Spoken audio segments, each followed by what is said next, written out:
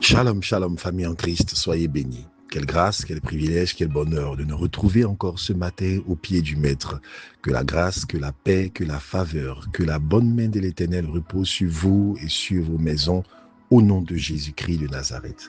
Je voudrais souhaiter à toutes et à tous un excellent mois de mai, mois dédié au travail, et je prie que le Seigneur fasse prospérer l'œuvre de vos mains, selon qu'il a dit dans sa parole que tout travail procure l'abondance, que l'abondance puisse rencontrer vos idées, vos efforts et tout ce que vous mettez en œuvre, au nom de Jésus. Merci de nous donner encore l'occasion ce matin de partager la parole du Seigneur. Nous sommes le 2 mai et nous parlons en ce mois de ce thème, la grâce sauve par la foi. Cette semaine est dédiée à comprendre comment saisir la grâce par la foi. En ce jour, nous parlons spécifiquement de ce que la foi vient de ce qu'on entend. La méditation est tirée de Romains 10, 17 qui dit ceci. Ainsi, la foi vient de ce qu'on entend et ce qu'on entend vient de la parole de Christ. Parole du Seigneur. Amen. Nous voulons rendre grâce au Seigneur pour la vie de son serviteur Nathan qui nous a introduits dans ce mois avec une exhortation pleine de vie, pleine de puissance. Vous remarquerez que nous continuons dans le mystère de la foi et de la grâce parce que notre vie est assise sur la grâce et nous avons besoin de la sonder, de la comprendre afin d'avoir des assises solides de notre marche avec Dieu, comprendre que tout ce que nous recevons, tout ce que nous faisons est l'œuvre de la grâce. Romains dit ceci, la foi vient de ce qu'on entend. Et ce qu'on entend vient de la parole de Christ. Cette parole forte, Paul l'a prononcée dans un plaidoyer en faveur de la proclamation de l'évangile. Nous souvenons que ce passage s'inscrit dans un contexte où Paul exhortait à prêcher. Comment les gens entendront-ils s'il n'y a point de personne qui leur prêche l'évangile? Et donc c'est dans le flot des conséquences liées à l'inaction ou à l'action sur le salut de ceux vers qui Dieu nous a envoyés que Paul fait cette déclaration. La foi vient de ce qu'on entend et ce qu'on entend vient de la parole de Christ.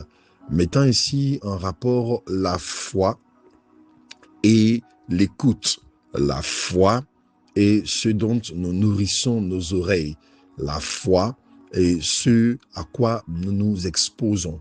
Nous nous souvenons que la parole de Dieu dit avec certitude, nous ne marchons pas par la vue, mais par la foi, mettant ainsi en opposition la direction de nos vies par nos sens et la direction par la foi. S'il est vrai que nous ne marchons ni par la foi, ni par nos sens, ni par la vue, ni par nos sens, mais par la foi, il est aussi vrai que la foi par laquelle nous sommes censés marcher est influencée par nos sens, par ce que nous voyons, par ce que nous entendons. Et donc, notamment, ce que nous entendons, c'est ce dont nous allons parler aujourd'hui. La foi vient de ce qu'on entend. Cela veut donc dire qu'il y a un lien entre ce à quoi nous exposons nos oreilles et le fait que notre foi soit bâtie ou que notre foi soit faible. La foi vient de ce qu'on entend. C'est un principe qui n'est pas d'abord spécifiquement spirituel ou spécifiquement lié à la parole de Dieu. Parce que si nous voulons faire une dissection de ce passage, nous nous rendons compte que le premier pan, c'est un principe général et le second pan, c'est une prescription. Je m'explique. Le principe général dit simplement que nous mettons foi en ce que nous entendons. C'est imparable. C'est une vérité liée au fait que l'homme est un être absorbant, comme j'ai eu coutume à le dire. Cela veut simplement dire qu'il va finir fatalement par refléter ce qui est autour de lui. Il va finir fatalement par refléter dans son attitude, dans sa vie, les choses dont il s'entoure, les choses de l'environnement dans lequel il se plonge. C'est une influence de l'environnement qui tend à déployer en l'intérieur ce qui est à l'extérieur de nous. Je voudrais encore aller plus loin sur l'explication en expliquant que si nous choisissons délibérément, par exemple, de confier nos oreilles, nos regards à des choses qui ne glorifient pas la parole du Seigneur, fatalement, nous allons finir par en rendre les fruits, par produire cela de notre attitude. Si nous regardons constamment des choses mal, des choses mauvaises, des choses souillées, il est clair qu'à un certain moment, ces choses souillées vont affecter notre perception. Je voudrais ouvrir une parenthèse et donner cet exemple. Vous avez des personnes déformées dans leur conception de l'amour, du rapport entre l'homme et la femme, par exemple, parce que des personnes sont nourries de la pornographie, par exemple. En regardant ces choses, en exposant l'âme à ces choses, finissent par avoir donc une vision déformée de ce que devrait être une relation normale entre un homme et une femme. Ainsi donc, l'exposition à certaines choses va finir donc par déformer la conception que nous devrions avoir des choses selon Dieu. C'est valable donc notamment pour le contexte qui nous rassemble ce matin, ce que nous entendons. Nous ne pouvons pas produire des œuvres de la foi si nous écoutons, si nous entendons des choses qui ne sont pas saines.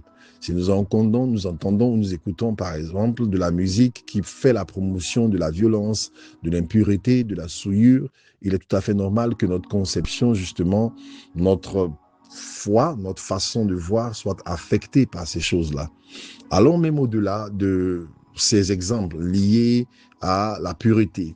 Si par exemple vous exposez vos oreilles aux méchants propos qui sont dits à propos d'un frère, à propos d'une sœur, même si vous dites en votre cœur que je n'y crois pas, je ne fais qu'écouter, à un certain moment, ce que vous entendez finit par produire une certaine semence et va affecter votre rapport avec cette personne parce que vous avez exposé vos oreilles donc à entendre certaines choses. La foi vient fatalement de ce qu'on entend. Et le premier exemple, c'est celui, n'est-ce pas, de la chute dans le jardin. La chute est la conséquence d'une conversation qui n'aurait pas dû avoir lieu. La chute est la conséquence de ce que Ève a prêté ses oreilles à la voix du serpent. Vous pouvez avoir une conviction bien établie sur quelque chose, mais si vous exposez vos oreilles à entendre des choses qui ne sont pas vraies, qui ne sont pas pures, qui ne sont pas saintes, à un certain moment, ce à quoi vous exposez vos oreilles et par extension vos sens, vos yeux, comme je l'avais dit en introduction, finit donc par affecter vos systèmes de croyances, finit par affecter ce que vous pensez. La Bible dit clairement que prenez garde à la manière dont vous écoutez, prenez garde à ce que vous écoutez. Parce que ce que vous écoutez n'est jamais anodin. Il y a une semence. Si nous entourons notre vie, n'est-ce pas, de la parole de Dieu, alors notre foi sera bâtie. Et nous en arrivons donc maintenant au second axe de ce que nous étions en train de présenter dans ce passage. La foi vient de ce qu'on entend, principe général. Ce qu'on entend vient de la parole de Christ, devient donc l'instruction. Puisque la foi vient de ce qu'on entend, nous devons donc avoir une foi qui est bâtie sur la parole de Christ. Si nous voulons avoir une foi forte, nous devons donc nous saturer de la parole de Christ.